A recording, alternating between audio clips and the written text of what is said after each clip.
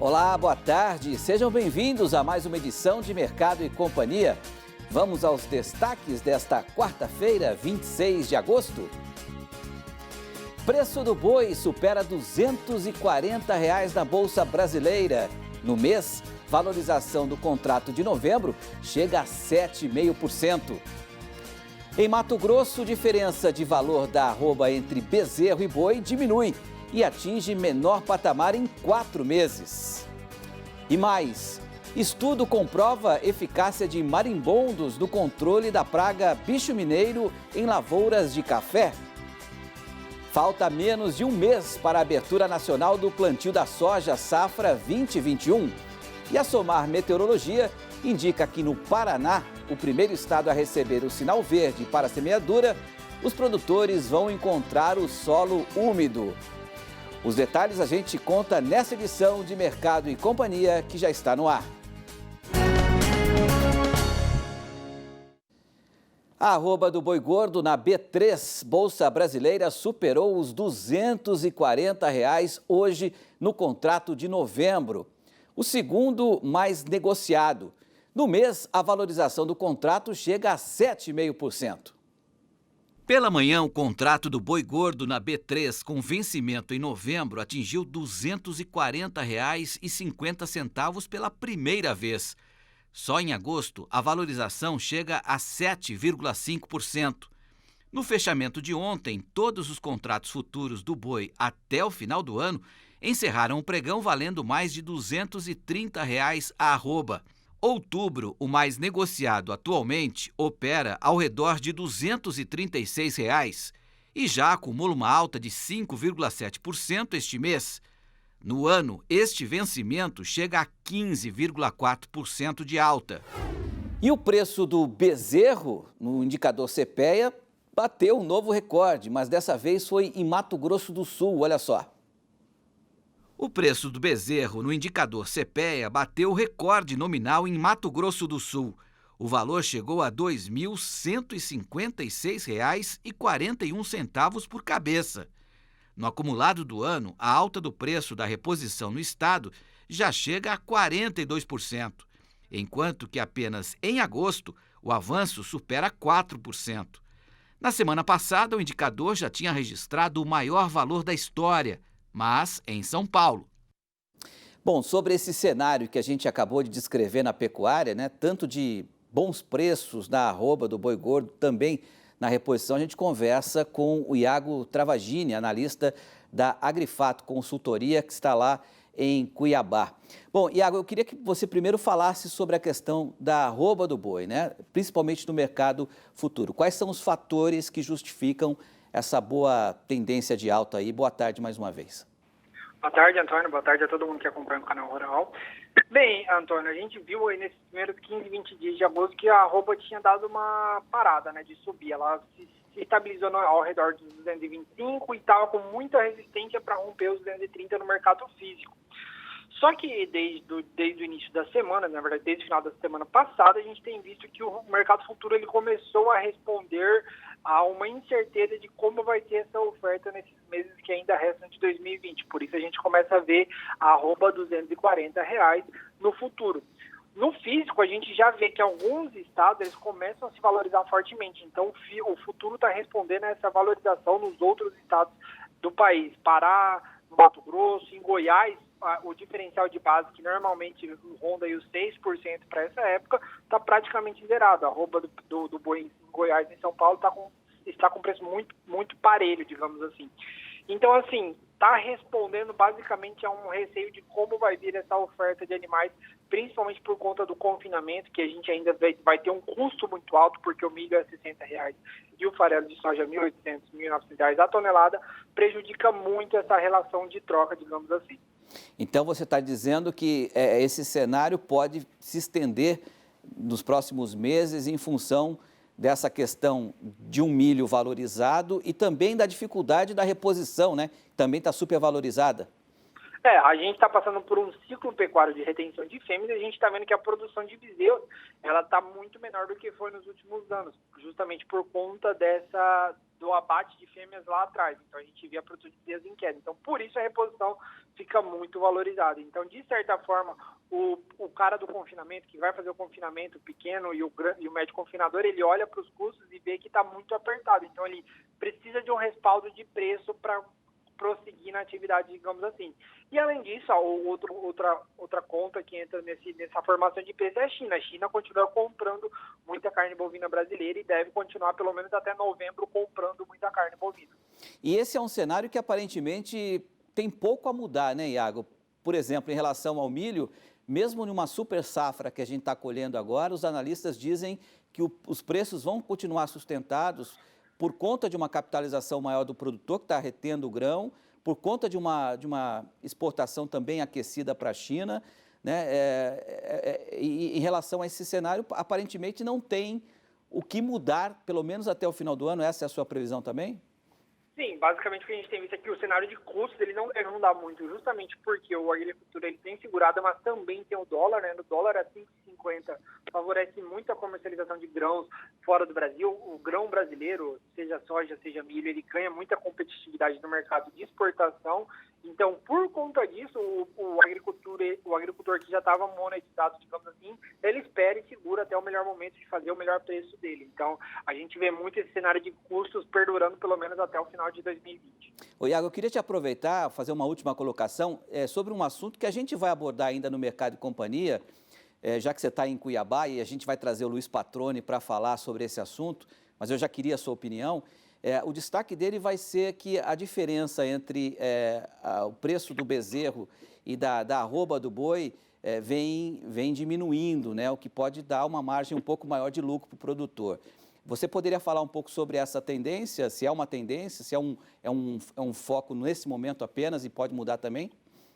Então, Antônio, a gente vê a margem da cria atingindo valores recordes, né? A gente já vê a margem crescendo muito em 2020, justamente por conta dessa remuneração do bezerro, que cresceu muito. O ágio do bezerro atingiu picos ali em junho e julho desse ano e agora começa a dar uma invertida, né? A gente vê que atingiu o pico e começa a voltar levemente, mas ainda assim a cria enfrenta um cenário muito melhor esse ano de 2020, são anos de margem muito melhor esse ano, e assim, a tendência para 2021, para 2022 é que comece a se normalizar. Então, pode ser que a gente veja, pelo menos para 2021, esse resto de ano, a arroba se equiparando, subindo, assim, para a gente ver o ágio do bezerro cada vez menor, digamos assim. E para terminar mesmo agora, a gente também vem registrando recorde após recorde de exportação de carne bovina para a China. A gente reportou um recorde em julho, agosto se confirmou o recorde em relação a julho. Para setembro, qual que é a previsão aí? A gente está finalizando o mês de agosto, né? E assim, a gente vê que a China continua comprando muito, a China continua demandando muita carne bovina. A previsão para agosto é que a gente tenha um valor, digamos, recorde também, mas assim, já o avanço é menor porque em setembro do ano passado a gente já tinha exportado muito para a China, mas a tendência é que a China continue comprando muita carne bovina por conta de tudo que aconteceu lá em relação à peste suína africana. A dificuldade de originar proteína na China continua muito grande e com a chegada do Ano Novo Chinês cada vez mais próximo, a tendência de consumo aumenta e aí, consequentemente, eles necessitam muita carne bovina, seja carne bovina, seja carne suína. A gente vê que o cenário de proteína animal na China é dificultoso para eles, então eles estão demandando muita proteína do mundo inteiro e o Brasil se sai beneficiado nessa conta. A gente vai falar sobre essa diferença entre o valor pago pela arroba do bezerro e a arroba do boi, e o boi gordo, né, que diminuiu em Mato Grosso, mas ainda segue acima da média histórica, segundo o IMEA. Vamos até Cuiabá para abordar esse assunto com o Luiz Patroni. Ô Patroni, aparentemente é uma boa notícia para quem é um pecuarista, né? Com essa diferença aí caindo um pouco, a relação de ganho aumenta em termos de produtividade, de rentabilidade. E isso tem a ver com a valorização da arroba do boi nos últimos dias aí em Mato Grosso? Boa tarde. Oi, Peter, boa tarde para você, boa tarde a todos. Quando você faz essa análise, essa comparação, né, você mostra o ágio, ou seja, a diferença, como você disse, do valor pago pela arroba lá do bezerro e depois, quando o pecuarista vende ali a arroba do boi gordo. Fica uma diferença mais atrativa, uma condição um pouco melhor, né, para, de fato, quem engorda os animais e depois entrega esses animais para os frigoríficos. Daí por que essa diferença diminuiu, né, esse ágio diminuiu? Justamente porque a valorização da arroba do boi gordo nos últimos meses, aí, especialmente de maio para cá, foi maior do que a valorização do bezerro. Ambos continuaram valorizados, né? Tem subido os preços aqui em Mato Grosso, assim como em outras regiões do país, mas essa valorização do boi gordo foi um pouco maior. De maio para cá, para a gente trazer em números, foi 18% a valorização do boi gordo aqui em Mato Grosso, isso em média, números até o dia 25 agora de agosto, né? Segundo o IMEA, e enquanto o preço do bezerro valorizou aí cerca de 8,2% nesse mesmo período, né? Ou seja, ambos subiram bem, só que, claro, essa diferença a mais aí para o boi gordo, essa valorização maior, torna o ágio um pouco menor, o que torna mais atrativa essa atividade. A gente tem um gráfico aí que foi elaborado pelo IMEA que mostra justamente essa curva, né, do ágio nesse período. A gente pega ali, especialmente a partir do mês de março, abril ali para cima, o gráfico começou a subir, né? Ou seja, a diferença começou a aumentar. Estava muito mais caro comprar bezerro do que vender boi gordo, traduzindo em palavras mais simples assim. A gente chegou àquele pico de 31,53% ali no mês de maio, né, o ágio dessa diferença, e justamente esse foi a maior diferença histórica aqui já apontada pelo IMEA. E a partir de então, esse ágio começa a ficar reduzido, chegando no mês passado a 26,98%.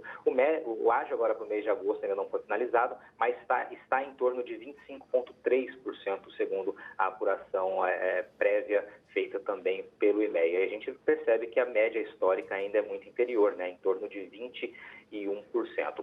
A Mariane Tufani, que é analista de pecuária do IMEA, ela conversou conosco, mandou um vídeo que a gente vai exibir agora, explicando esse cenário, né, o que aconteceu para haver essa queda nesse período, e mais ainda, né, o que é projetado daqui para frente, o que se espera daqui para frente. Vamos ver o que ela disse.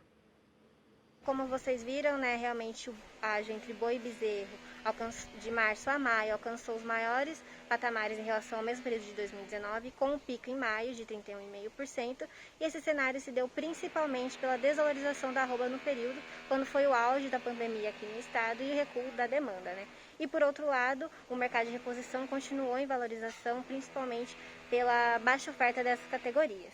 Mas com a volta do processamento dos frigoríficos e também a demanda externa, que inclusive alcançou o recorde em julho, né, em termos de volume, a arroba do boi gordo voltou a valorizar e aí contribuiu por esse recuo a partir de junho, alcançando agora em julho o ágio de 27%. Porém, esse valor ainda é acima da média histórica, que a gente observa aí que é em torno de 21%, e para os próximos meses vai depender dessa conseguinte valorização na arroba do boi gordo, né, pela baixa oferta de animais, e se o mercado de reposição possa recuar ou não. Mas a gente está observando aí uma boa procura desses animais ainda jovens, para aqueles confinadores que ainda vão colocar esses animais no coxo, né, nesse segundo giro, e também de fêmeas para aqueles criadores que querem repor o seu rebanho. Então, isso a gente tem que observar se vai contribuir ou não para o recuo antes de outubro, que é quando realmente acontece a queda do ágio no ano. Maravilha, recado dado então, todo mundo atento, né, a essas oportunidades que venham a surgir acompanhando essa movimentação. Para a gente fechar aqui, Petri, o valor médio do preço do bezerro aqui em Mato Grosso, da arroba do preço do bezerro aqui em Mato Grosso, agora no mês de agosto, está em R$ 268,00, 268,02 aqui no estado, enquanto a arroba do boi gordo, o preço médio nesse mês está em R$ 200,03. Vamos até o Paraná conversar com o Márcio Bonesi, que é presidente da AproSoja do estado. Estava lá ouvindo essas informações da Desirê, provavelmente comemorando, né? Porque os produtores estão aí com uma boa oportunidade de começar essa safra e já compraram boa parte dos insumos, né? Bonesi, a gente conversou no começo desse mês, em agosto, né? E você mostrava um relato triste aí do Paraná, com muita seca no milho, né? A colheita perdendo muito. Você falava que a previsão era de 12 milhões de toneladas de milho, essa previsão caiu para 9 milhões, com possibilidade de cair ainda mais. Depois de uma seca dessa, um veranico histórico do Paraná, como é que você recebe essas informações agora do início do plantio da soja? E qual que é a previsão para o estado para esse início da semeadura? Boa tarde, prazer em tê-lo aqui. Catherine, boa tarde. A Desirê trouxe excelentes notícias aí, né? Só para você ter noção, nós temos na região norte do Paraná que está em colheita do milho segunda safra, ainda devido a esse atraso do plantio da safra passada de soja. Então, essas notícias são muito boas. Nosso vazio sanitário termina no dia 10 de setembro. E aqui na região noroeste e oeste, que pega a região de Cascavel, onde a Desirê colocou muito bem ali as previsões de chuva, essa é a região que inicia os plantios a partir do dia 10, principalmente aqui no noroeste. E o produtor já tem bastante umidade do solo. Nós tivemos regiões aqui na minha cidade, por exemplo, Goiôerê, nós recebemos nessas últimas chuvas 230 milímetros de chuva. Então tem umidade no solo. O produtor vinha com seus manejos de preparação para o plantio da soja atrasado, Pepe. E agora, com essa umidade do solo, ele está colocando esse dia. E a Desirê traz excelentes notícias de chuva dia 20 em diante, né? Então dá para o produtor aqui, principalmente da região noroeste, onde começa, iniciar seus plantios e logo em seguida a chuva vir agraciar a nossa aqui do Paraná. Ô Márcio, você está dizendo que ainda tem gente colhendo milho segunda safra e isso vai atrasar o início do plantio da soja também? Como é que está esse cenário aí? E também me fala qual foi a redução da previsão da produção de colheita da segunda safra, já que você falou a última vez em 9 milhões, deve ter caído um pouco mais, né? Ô Petrin, a gente, principalmente na região norte, e aqui na região noroeste também, tem algumas áreas a ser colhidas ainda. Eu mesmo estou colhendo uma área ainda, estou em colheita, e essa chuva, nós ficamos praticamente com 10 dias de chuva que teve esse acumulado de 230. Isso atrasou um pouco a colheita. Na região norte ainda tiveram ventos e chuva de pedra, onde deitou um pouco esse milho, então a colheita já fica mais lenta também, mas ainda nós estamos em colheita aqui no Paraná. Devido ao atraso do plantio da soja passada, atrasou o milho safrinha e isso está refletindo agora. Então o produtor da região norte ali, ele vai chegar bem próximo à janela de início de plantio com a colheita do milho. Então sobra uma janela pequena para ele fazer o manejo ali. E a gente está agora essa semana, adiantando a colheita um pouquinho, a gente vai rever os números, mas a gente estava falando, a ProSoja, né? A gente que fala a ProSoja está falando em torno de 9 milhões e meio a 10 milhões de toneladas. E vamos rever esses números. Durante a semana a gente consegue atualizar esses números conforme vai dando sequência nessa colheita.